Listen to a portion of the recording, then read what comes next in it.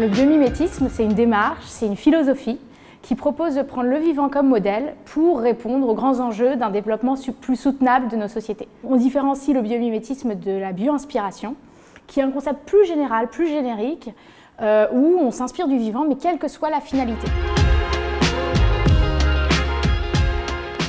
Ce qu'il faut savoir, c'est que le vivant, les organismes vivants évoluent dans des environnements très divers, très contraignants, parfois avec des contraintes qui sont même contradictoires. Et du coup, pour survivre, il faut faire face et répondre à ces contraintes. Et il se trouve qu'il y a beaucoup d'exigences fonctionnelles des sociétés humaines qui sont les mêmes que le reste du vivant. Et du coup, l'observation du vivant est très intéressante parce que le vivant, les organismes, sont un vivier assez extraordinaire d'inspiration pour trouver des solutions, pour répondre à ces contraintes, et ce, de façon compatible avec le cahier des charges d'une nécessaire transition écologique. Donc la posture du biomimétisme, c'est partir d'un problème humain et se poser la question des fonctions sous-jacentes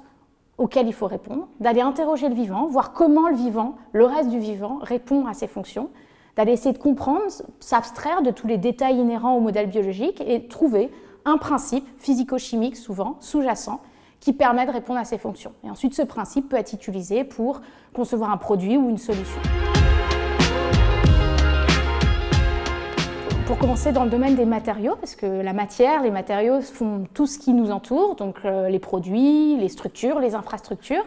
on voit qu'il peut être très intéressant d'aller regarder comment les matériaux du vivant sont fabriqués et comment ils accomplissent des fonctions. Donc ça peut permettre d'essayer d'imaginer des produits ou des matériaux qui soient à la fois performants d'un point de vue technique et fonctionnel et environnemental. Peut-être un exemple qui est assez parlant, c'est l'exemple de l'éponge marine, qui a un squelette qui est formé à partir de fibres de verre qui ont l'air d'être tissées, donc c'est vraiment comme un maillage, un filet, qui à la fois a vraiment un impact et une fonction, c'est-à-dire que l'éponge marine va devoir capter des nutriments dans son environnement, donc dans l'eau de mer, et la géométrie, la structure de son squelette va permettre de ralentir les flux entrants, d'avoir une rétention de l'eau un peu plus longue en son sein pour avoir le temps d'en extraire les nutriments. Donc on voit que là, si on veut essayer de concevoir des filets ou des filtres ou des stratégies pour capter des particules à partir d'un fluide, il peut être intéressant de regarder comment l'éponge marine se nourrit. Donc ça, c'est d'un point de vue purement fonctionnel,